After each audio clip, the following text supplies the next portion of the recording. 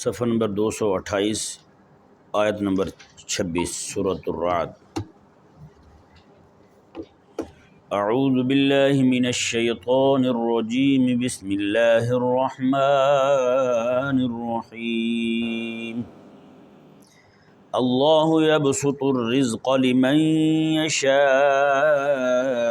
ویقدر وفرحوا بالحیاة الدنیا وما الحیاة الدنیا فی الآخرۃ الا متاع۔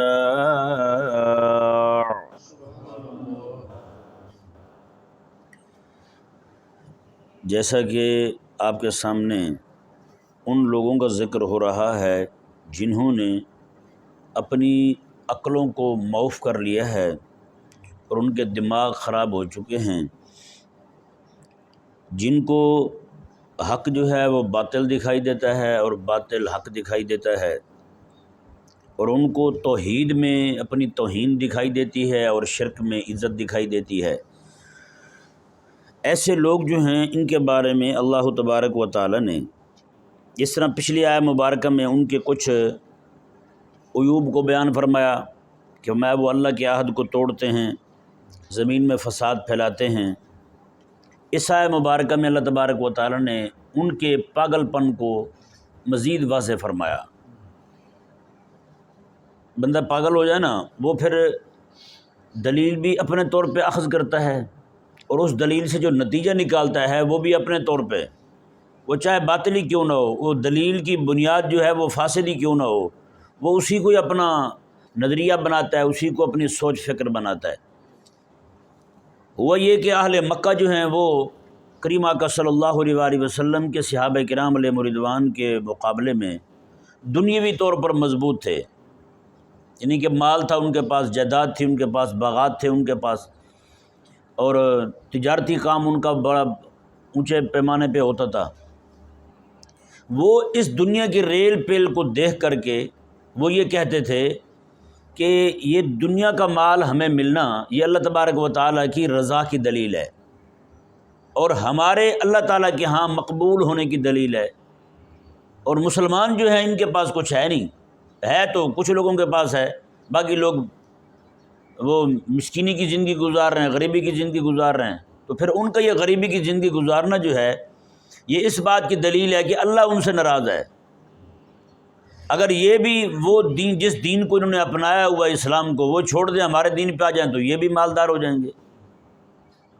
نعوذ باللہ من ذالک، انہوں نے مالداری کو اللہ تبارک و تعالیٰ کے ہاں اپنے مقبول ہونے کی دلیل ٹھہرایا، حالانکہ یہ ذہن میں رہے مسئلہ، مال کا ہونا، دنیا کا پیسے کا ہونا جو ہے یہ اللہ تبارک و تعالیٰ کے ہاں عزت کا معیار ہی نہیں سمجھ پڑا۔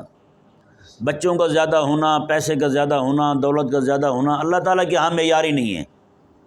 اللہ تبارک و تعالیٰ کے ہاں معیار اور ہے، چونکہ ان کا دماغ خراب تھا، پاگل تھے، معوف العقل تھے، تو اس لیے انہوں نے اپنے معیار مقرر کیے ہوئے تھے۔ پیسے کا آ جانا کون سا معیار ہے اس بات کا کہ اللہ کے ہاں بھی یہ بندہ مقبول ہو گیا، خدا تعالیٰ کے ہاں قبولیت کی یہ دلیل تھوڑی ہے۔ اللہ تبارک و تعالیٰ نے اس آیت مبارکہ کے اندر ان کو جواب دیا کہ فرمایا کہ اللہ تبارک و تعالیٰ کے ہاں جو ہے معیار قبولیت کا، مقبول ہونے کا معیار جو ہے وہ ایمان اور عمل صالح ہے۔ وہ کیا معیار ہے؟ ایمان اور عمل صالح ہے، یہ معیار ہے اللہ کے ہاں مقبول ہونے کا۔ چاہے اس کے پاس کھانے کو روٹی نہ ہو، 3 دن اس کے گھر میں فاقے چلیں، 5 دن ہفتہ اس کے گھر میں روٹی نہ ہو، لیکن ایمان کی دولت اس کے پاس ہے، عمل صالح جو ہے وہ اس کے ماتھے کا جھومر ہے، اللہ تبارک و تعالیٰ کے ہاں وہ مقبول ہے، مقبول بارگاہ الہ تو یہ بندہ ہے۔ حضرت سیدنا بلال رضی اللہ تعالیٰ عنہ کو دیکھ لیں، ایک طرف ابو جہل ہے جی مال کی ریل پیل ہے، دوسری طرف حضرت بلال رضی اللہ تعالیٰ عنہ جو نان شبینے سے بھی تنگ ہے، رات کے وقت کھانے کو کچھ نہیں میسر آتا، دن کو کبھی میسر نہیں آتا، ملتا تو کبھی تھوڑا سا ملتا ہے۔ کریم آقا صلی اللہ علیہ وآلہ وسلم کے صحابہ کرام علیہ رضوان کے ایام اور ان کی راتیں جو ہے نا وہ اسی طرح گزر رہی ہیں۔ دوسری طرف مکے کے کافروں کو دیکھ رہے ہیں، مدینہ منورہ میں آتے ہیں تو یہودیوں کو دیکھ لیں، وہ سارے کے سارے مال کی ریل پیل ہے ان کے ہاں۔ تو یہ مال کا مل جانا اللہ تبارک و تعالیٰ کے یہاں مقبول ہونے کی دلیل نہیں ہے۔ اللہ تبارک و تعالیٰ کی بارگاہ سے ایمان مل جائے اور عمل صالح کی توفیق مل جائے، یہ اللہ تعالیٰ کے ہاں مقبول ہونے کی دلیل ہے۔ چونکہ ان کا دماغ موف تھا، اس لیے انہوں نے اپنے طور پر نتیجہ نکالا ہوا تھا، یہ جاہلیت والا نتیجہ تھا، یہ نظریہ جہالت والا تھا کہ پیسے کا آنا جو ہے یہ اللہ تعالیٰ کے ہاں مقبول ہونے کی دلیل ہے۔ اور افسوسناک بات یہ ہے موجودہ دور میں بھی آج وہی جاہلیت جو اس وقت ابو جہل میں تھی، ابو لہب میں تھی، ہاں جی عتبہ شیبہ میں تھی، اس وقت کافروں میں تھی، یا مدینہ منورہ میں آگے یہودیوں میں تھی، یا پھر عبداللہ بن ابی میں تھی، کہ پیسے کو دیکھ کر کے اپنے آپ کو حق پر ہونا سمجھ لینا، یہ جاہلیت جو ہے ان لوگوں میں تھی۔ اور یہی نعوذ باللہ من ذالک موجودہ دور کے لبرل اور سیکولر لوگوں میں بھی یہ جاہلیت آ گئی ہے، اور ان میں ان سے بھی زیادہ سخت آ رہی ہے، کیونکہ وہ کافروں کے یہ نظریہ رکھتے تھے کہ اللہ تعالیٰ کے ہاں بھی پیسہ زیادہ ہونا یہ دلیل ہے بندے کے مقبول ہونے کی، اور یہ نعوذ باللہ وہ یہ بھی کہتے تھے اگر اللہ تبارک و تعالیٰ کے ہاں ہم مقبول نہ ہوتے تو اللہ تبارک و تعالیٰ کبھی بھی ہمیں دنیا میں اتنا پیسہ نہ دیتا۔ اللہ تعالیٰ نے دنیا میں ہمیں اتنا پیسہ دیا ہے تو اس کا نتیجہ یہ ہے کہ اللہ تعالیٰ قیامت والے دن جنت بھی ہمیں ہی دے گا، آپ لوگوں کو جنت نہیں ملے گی۔ وہ کہتے ہیں اگر اللہ تعالیٰ نے جنت آپ کے لیے تیار کی ہوتی تو دنیا کا مال روکتا آپ سے بھلا؟ نعوذ باللہ، یہ جاہلیت والی سوچ، جاہلیت والا نظریہ، جاہلیت والی فکر جو تھی وہ آج کے نام نہاد کلمہ پڑھنے والے مسلمانوں میں بھی آ چکی ہے۔ اچھا، ان کو جو چیز ایمان سے روکتی تھی وہ یہی چیز روکتی تھی، یہی نظریہ روکتا تھا۔ بھائی پیسہ آ گیا ہے، اب دین ہمارا پیسہ آ گیا، ہم ہی مقبول ہیں اللہ تعالیٰ کی بارگاہ میں، اور یہی آج کرتے ہیں۔ ان کو بھی دین سننا پسند نہیں تھا۔ آج کا بھی جس بندے کے پاس پیسہ آ جائے اس کو بھی دین سننا پسند نہیں لگتا، وہ یہی کہتا ہے میرے پاس پیسہ ہے، مال و دولت ہے، اب میں دین سنوں؟ نہ، کبھی بھی نہیں، میرے پاس تو وقت ہی نہیں ہے، ابھی میں تو نہیں سنوں گا دین، میں تو قرآن نہیں سنوں گا، میں تراویح کیوں پڑھوں جی، نماز کیوں پڑھوں جی، میرے پاس تو پیسہ ہے بھائی، ہاں جی۔ اور ایسے لوگ ایسے جاہل ہوتے ہیں، ہاں جی۔ ایک بندہ یہیں پہ آیا تو وہ نماز ایک بھی نہیں پڑھتا تھا، پیسہ اس کے پاس اندھا دھند تھا، تو وہ کہنے لگا جی پتہ نہیں اللہ تعالیٰ کیڑے کام پہ راضی ہے میرے ہیں۔ میں نے کہا جی آپ نے کیے کون سے ہیں ایسے کام جو اللہ کو راضی کرنے والے ہوں؟ کہتا کیے تو کوئی بھی نہیں ہے۔ تو میں نے کہا یہ پھر چار پیسے دیکھ کے تمہاری حالت یہ ہوئی پڑی ہے کہ تم اپنے آپ کو جناب اللہ تبارک و تعالیٰ کا پسندیدہ ترین بندہ قرار دے رہے ہو، اتنی تمہیں حیا نہیں ہے یار، نعوذ باللہ من ذالک۔ یعنی یہ لوگوں کی سوچ ہے، وہ جاہلیت جو ہے نا، جاہلیت عود کر رہی ہے، اب جاہلیت کیا کر رہی ہے؟ عود کر رہی ہے۔ لیکن فرق یہ پڑا ہے اس وقت ابو جہل میں تھی، آج کے مسلمان کو ابو جہل کر گئی ہے۔ یہ کلمہ پڑھنے والا جو ہے وہ پیسہ آنے پر دین نہیں سنتا، اس کو بھی دین سننے سے، دین کو اپنانے سے اسی فکر نے روکا تھا، آج کے ان لوگوں کو بھی یہی فکر روک رہی ہے دین سننے سے، نعوذ باللہ من ذالک۔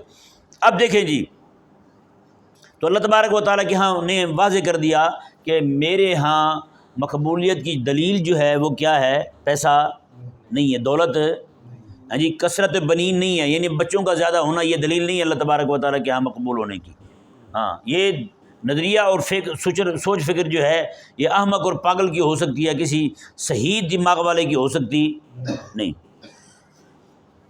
اب دیکھیں جی، اچھا یہاں پہ ایک اور اشکال بھی وارد ہوتا ہے، وہ یہ کہ پیچھے اللہ تبارک و تعالیٰ نے یہاں فرمایا اللہ یبسط الرزق لمن یشاء ویقدر، میں تم یہ سوچ بنائے بیٹھے ہو کہ پیسے کا زیادہ ہونا، مال و دولت کا زیادہ ہونا یہ اللہ تعالیٰ کے ہاں مقبول ہونے کی دلیل ہے۔ اللہ تبارک و تعالیٰ نے فرمایا نہ، فرمایا یہ تو ہم اپنی حکمت کے تحت کسی کو پیسہ زیادہ دے دیتے ہیں، اس کو آزماتے ہیں، ہاں جی، وہ شکر کرتا ہے نہیں کرتا، اور کسی کو ہم کم دے دیتے ہیں، اس کو آزماتے ہیں کہ وہ صبر کرتا ہے نہیں کرتا۔ میں یہ تو اس کا تعلق جو ہے وہ میری ہاں مقبولیت کی بنا پر نہیں ہے، یہ اس بنا پر نہیں ہے کہ تم میری بارگاہ میں مقبول ہو تو اس لیے تمہیں مال زیادہ دیا ہے۔ اللہ تبارک و تعالیٰ نے فرمایا کہ مال کا دینا نہ دینا جو ہے، کسی کو زیادہ دینا کسی کو کم دینا، اللہ تبارک و تعالیٰ نے فرمایا یہ میری طرف سے امتحان کے پیش نظر ہوتا ہے۔ کس کے پیش نظر ہوتا ہے؟ امتحان کے پیش نظر ہوتا ہے، رب تعالیٰ کی طرف سے امتحان ہے۔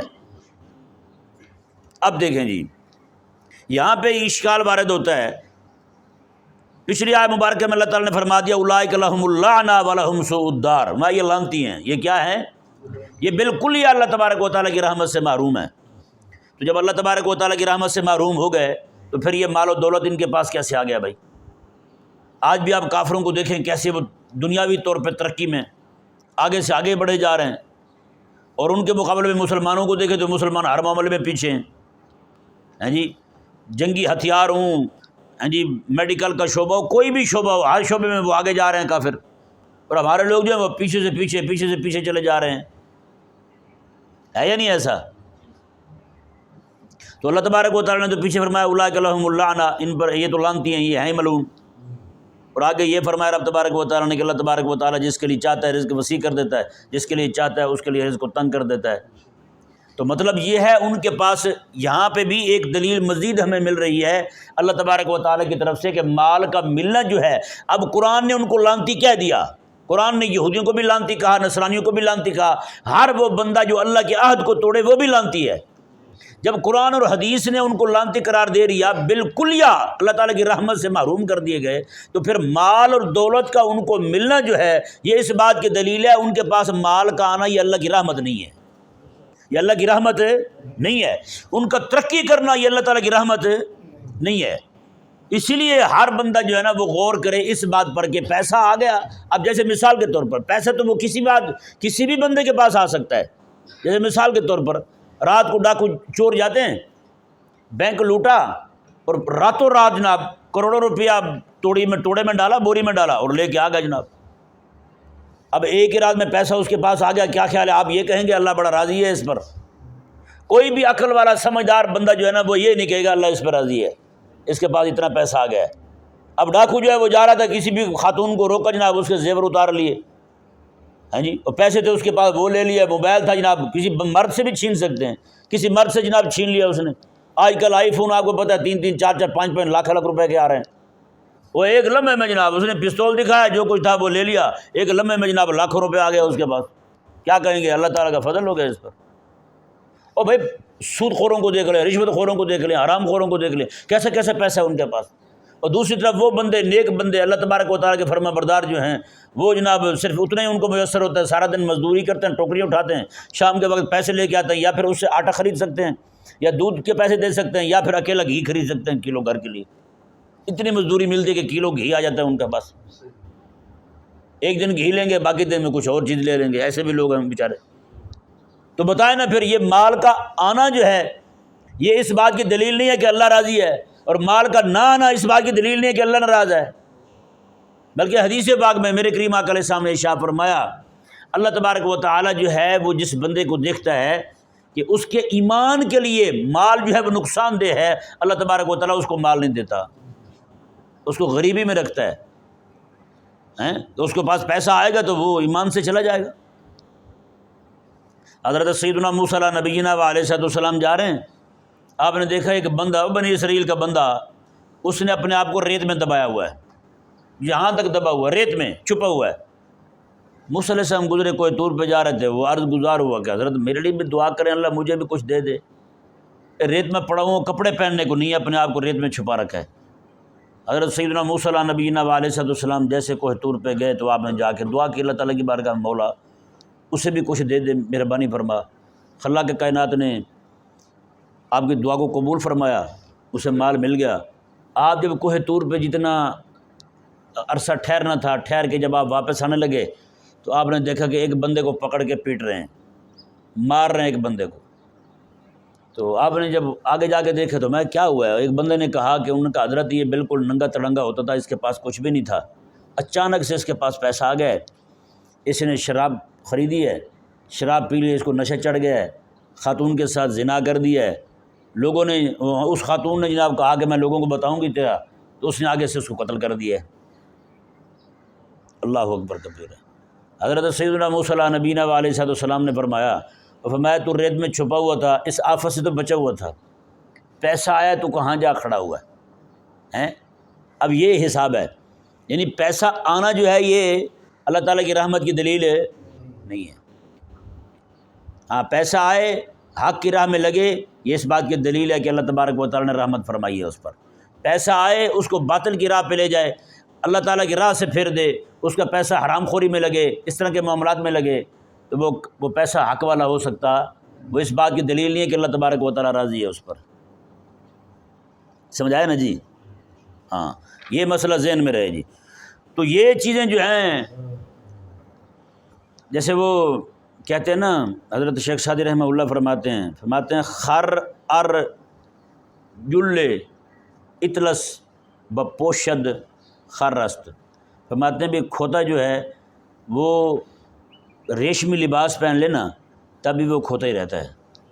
کیا رہتا ہے؟ گدھا جو ہے وہ ریشمی کپڑے بھی پہن لے، لشکا پشکا کھڑا ہو، پرفیوم لگائے، عطر لگائے، خوشبو لگائے، تو وہ گدھا گدھا ہی رہے گا۔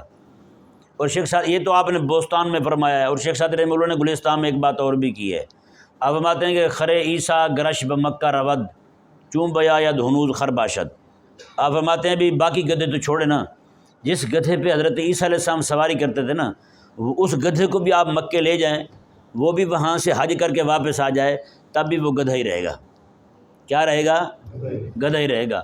اسی طرح کر کے اس فکر اور سوچ کے لوگ جو ہیں، ان کے پاس جتنا مرضی مال آ جائے، دولت آ جائے، دنیا جہان کی ہر نعمت ان کو میسر آ جائے، یہ رہیں گے پاگل ہی۔